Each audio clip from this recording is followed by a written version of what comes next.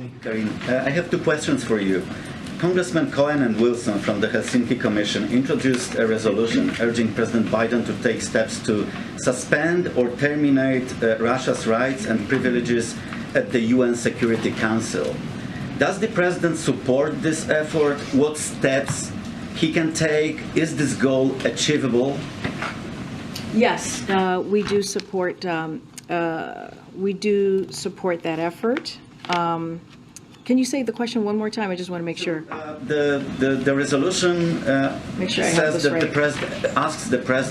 urges the president to take steps to suspend or terminate Russia's rights in the UN Security Council. UN Security Council, got it. So, look, Russia's conduct in Ukraine is a violation of the UN Charter and is an affront to the core mandate of the Security Council, and we see it as it is outrageous for a permanent member of the UN Security Council to be violating the Charter and waging such a brutal war on Ukraine, including by trying to inflict such widespread human suffering and targeting critical infrastructure. So we successfully led a vote in the UN General Assembly to suspend Russia from the UN Human Rights Council, and we have worked to prevent Russia from taking leadership positions elsewhere in the UN system. So we've been very consistent on this. If there were a path to suspend Russia from the UN Security Council, we would pursue it immediately. Unfortunately, we don't see the UN rules changing, and so we are focused on continuing to take actions to isolate Russia, including in international organizations, and hold Russia accountable, including through sanctions and enforcement actions we announced today, as you saw. I have a follow-up on Patriots for Ukraine also.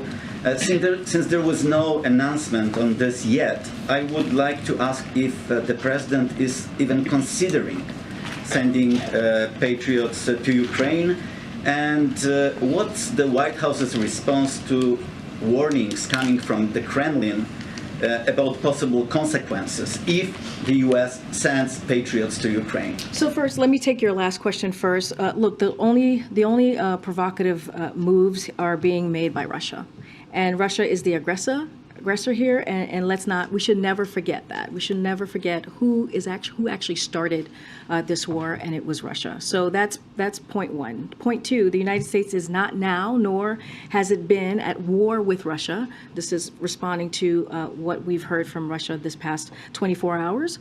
We've been doing exactly what President Biden told President Putin we would do 1 year ago if Russia attacked Ukraine, providing security assistance to help Ukraine defend itself. That's what you have been seeing from this administration, from this White House.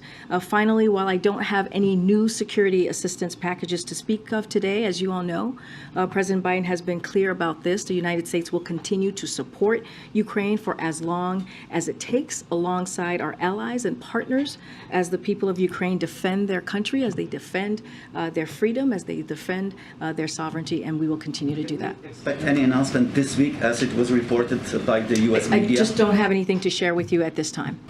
Thanks, Karine. Jake Sullivan was in here on Monday and said an engagement with Russian counterparts was planned for this week on the Paul Whelan case. Do you have any updates on that, or can you say whether that happened? So, as you know, we want to be really mindful of any conversations that we have as we're talking about negotiations. So we're not going to, speak about that in public. I don't have anything to share, but so that you know, and we've said this before, and Jake has been very clear. The president has been very clear. We take this when Americans are wrongfully detained or held hostage. We take that very seriously, and we are going to do everything that we can to bring Paul Whelan home.